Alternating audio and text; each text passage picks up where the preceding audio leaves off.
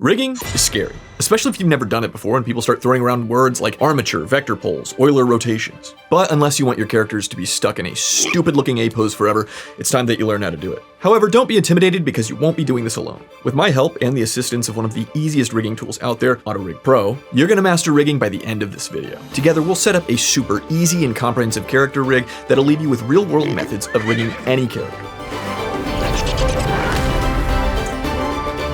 My name is Elijah Sheffield, I go by Sweet Boy Motion on the internet, and today I have for you this handsome porky warrior. Be sure to grab the project files below so you can follow along. And just like Blender, this pig with armor is free. Now he sure does look the part, but there's one problem. He can't move. An ailment that makes for a very poor warrior. So today it's up to us to rig him in a way that grants him the mobility that he needs to draw a sword, raise a shield, or just bust a move in the royal court. I'll show you how to set up a smart rig, taking the pressure of bone alignment off of you, how to skin our piggy protagonist and troubleshoot any issues that we might face. And finally, I'll set you up with the tools that you need to bring him to life, ready for combat, or, whatever you want to do with it. Now, I'm sure we're all anxious to get this pig rigged, but first we need to actually get our hands on AutoRig Pro. It's currently $50 on the Blender market, a steal at any price in my opinion. Now, I know what you're thinking. Blender's free and this guy's trying to make me spend $50 on a plugin. Yeah, I am, and it's so worth it. If you're even flirting with the idea of rigging a character, this is the tool you're going to want. And this is the tool that I'm teaching and demonstrating today. There are, of course, other tools that work really great too, but after trying most of the major tools, both paid and free, I always find myself coming back to AutoRig Pro. So grab your copy, I'll link it in the description below, download it, and let's go ahead and get it installed.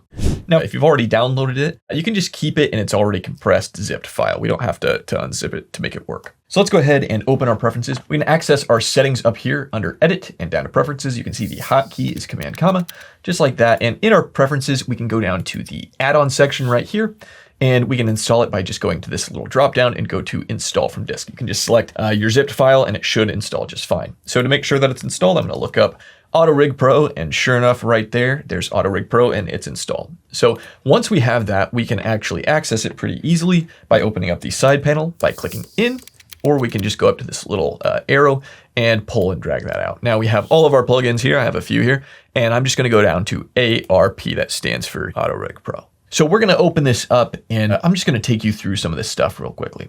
As you can see up here, there are 3 tabs: Rig, Skin, and Miscellaneous, and the rigging is pretty straightforward. You can add an armature, you can do a human, dog, horse, bird, and empty. And then you have the smart rig tools, which we'll get into later. There are remapping and export tools as well.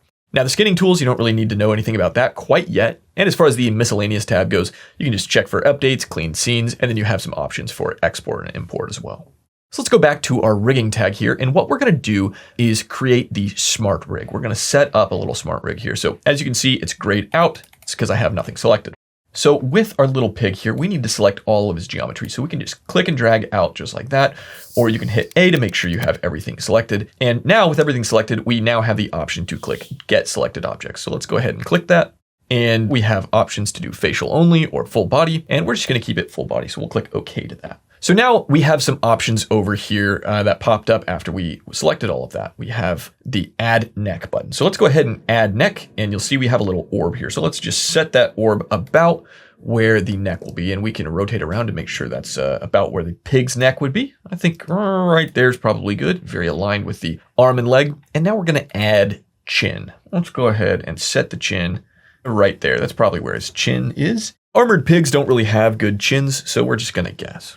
All right, the next piece of this is to add shoulders, and we're just gonna add the shoulders right here. And something to note, if you don't get the orb placement correct right off the bat, you can select the orb and still move it around just like you could any other object. So now I'm gonna add the wrists, and I'm gonna put these right here where I think the middle of his wrist should be. Probably there. We're gonna do the spine root. We'll drag it out to about right there. And the ankles can go right here. Now I'm just gonna adjust some of these so that it feels about right to me. We'll have the chance to fix things if anything breaks or we don't get it quite right. But as far as a smart rigging ordinance goes, I think this is pretty good. Now we have a few more options here to dial in over in our AutoRig Pro panel. So starting at the top here, he obviously does not have fingers. So if you have a 5-fingered character, you would of course keep this on, or a 2-fingered, whatever, you would just change that. But we don't have any fingers. We have hooves and there's no hoof option. So we're just gonna go ahead and tick off fingers. And now we don't have to worry about any of that. As far as spine count goes, he doesn't need to be particularly flexible. He has just a pretty wrought iron chest plate here. So we wanna be sure that the spine count is pretty low. I'm gonna set that to 2. If you have a more bendy character or something that might benefit from having a lot more spine bones, you can of course increase that as well. Neck and clavicle, that all works pretty good. We don't need a facial rig. So now with all of these settings set, we can just click go and it'll think about it for a moment and then it will build our skeleton. So that looks pretty good out of the box. If you're not familiar with Blender's armatures, you can control the bones pretty easily by clicking at the base of the bone of this pyramid looking shape. You can click at the base and move that, or you can move the entire bone by clicking the main part of it. So we're just going to align some of these bones, just edit them a little bit to get them where we want. So I'm going to push that there. I think the arm is looking pretty good. I might move the shoulder just a little bit. The wrist is pretty good, but I'm going to pull this piece out just so I get a bigger hand controller. All of this looks about right, but one thing I do want to do is take the foot, just move it back a little bit, and then I want to take this piece right here and bring it down. Now, by default, it should have X symmetry turned on, but if you're having to adjust one thing at a time, be sure that you tick on X symmetry up here in the top right. So that's looking pretty good. I like where my bone placement is. You can match it to mine if you're not familiar with bone placement at all, but it seems pretty straightforward. You just put the bones where they would be. Now, there is one thing to note, something that's pretty important for IK rigs, for inverse kinematics. You want to make sure that there's a little bit of a bend here with the arm or with the leg. So see how the knee is sticking out a little bit in a kind of triangular pattern between these two, also with the arm, where the wrist and shoulder are kind of aligned, but the elbow is protruding out a little bit. You want to do that to make sure that the IK vector poles work really well. So with all of this set, let's go ahead and go over to Auto Rig Pro panel again. We're just going to click Match to Rig. And magically, that gave us a bunch of rigging controls over here, which is great. So over in our object panel here, let's go down to Viewport Display and just tick on in front. That way we can just be sure that we can see our rig through the mesh. Now we can go ahead and test this out a little bit. That works with IK. This works with IK. Everything is following along and everything looks just right. So we can now exit outside of our pose mode by going up here to the top left and going to object mode. So with armatures in Blender, you have three modes. You have object mode, edit mode, and pose mode. Object mode just allows you to move the rig as its own object. Edit mode will allow you to adjust the bones. And as you can see, once we go into edit mode, we have the option to match to rig just like previously. And then pose mode gives you the control over each controllers as well. All right, we've got this great, very official looking rig, but it does nothing. So now we got to do what every 3D artist dreads, scanning and weight painting. But stick with me because this is going to be a breeze. If not for my sake or the sake of the metrics of this video, do it for Sir Pig. Help him move. So now to actually skin our mesh here, we're going to need to select all of our geo and then our rig, and then we can skin it. But before we do that, we want to actually hide any of the objects that won't be deformed by the bone, just moved by the bone. So the arm, for instance, will be manipulated by the bone. There'll be a crease there and it's not its own object. Whereas the helmet will be influenced by a single bone and it shouldn't bend at all. So we're going to take any objects that won't bend at all or be deformed by the armature, and we're just going to hide them with H. So I'm going to hit H with all of these pieces selected, and one by one, we're just going to hide it all. And we can do that with the belt as well. And there we go. The rest of this should be deformed to some degree by the armature itself. So we'll use this to skin it. Let's go ahead and select our rig here, and clicking and dragging will select all of our geometry. So the geometry needs to be the inactive object glowing orange, and the rig needs to be the active object glowing yellow. So now we can go back into our Auto Rig Pro panel up here and we can go up to skin. Now by default, all of the settings are pretty optimal. They work really well. There are a few different engines to actually paint the weights, but I found that heat maps work just fine by default. So now with all of this selected with the rig as the active object, we can go and click bind, and that'll think about it for a moment. And if we just select our little rig here, we can move it around, and sure enough, it skinned all of the objects to the rig. Now we can go up to the top left here and enter into pose mode and actually stress test our rig. Now it's pretty good right out of the gate. Usually you get pretty good deformations. However, sometimes it can get confused and assign weights to things that it shouldn't be weighting. Auto Rig Pro does not know that this is wrought iron armor. If we move this around, you'll see that it's moving there in a kind of jiggly organic way. So obviously the weights are not perfect here, but it's pretty good. If I move the arms around, they deform exactly like how you would want pig arms to deform. So everything here is pretty good. We just need to tighten things up a little bit and troubleshoot our weight pains. So the main pain point is actually our chest plate here. Once again, iron armor should not deform. So now we can go back into our object mode. Now with our rig selected, let's go to the data properties panel down here. It'll look like a little man doing this. So in this panel, we can see that we have a few different bone collections, and we want to go into the deform collection. So let's go ahead and turn that on. And sure enough, now you'll see that you have some deformation bones here, which is perfect because we need to assign weights to these deformation bones. So with our rig selected, let's shift click our chest plate. This will be the opposite of what we did to rig. With rigging, we selected the geometry and then selected the rig. And now we'll select the rig and now the geometry. So in the top left here, we can go down to weight painting mode. And we can start to check out the weights on all of these bones. So to check the weight on a bone, we can just hold down Alt or Option and click each bone. And as you can see, we get a heat map here. So red means it has total influence over this vertice of the mesh, and blue means that it has absolutely no control over that vertice. So let's just go through each of our bones real quickly and just stress test it and try to find out where the deformations are coming. And to double check it, let's just go ahead and pull this up so we can see what's going on there. We can pull this to the side and we will pull these up as well. So now starting with this little rotation bone, we can see that there's a little bit of color there, and sure enough, the armor is peeking through on the other side. So that's obviously not what we want. Now weight painting can be a little bit intimidating to some people, but don't get intimidated. This is gonna be super, super simple. We're gonna hit tab to enter into edit mode. And now you can see we can actually grab our vertices. So we can hit A or drag and select all of the vertices. And we're just gonna go over to our data properties panel here. We're just gonna remove the weight from this particular arm. And as you can see there, it went away as soon as I clicked it. So now we're just gonna go through and test each one of these bones looking for influence that it shouldn't have. This bone right here, that has influence, so we're gonna remove that and keep on going down the line here. And I think that should be good. I can test that. And sure enough, there's nothing deforming on the right side here, or the left side if you're facing the way that the pig is facing. So let's go to the other side here and do the same for it. And now as you can see, there's no deformations coming from moving the arms. So let's do the same now for the legs.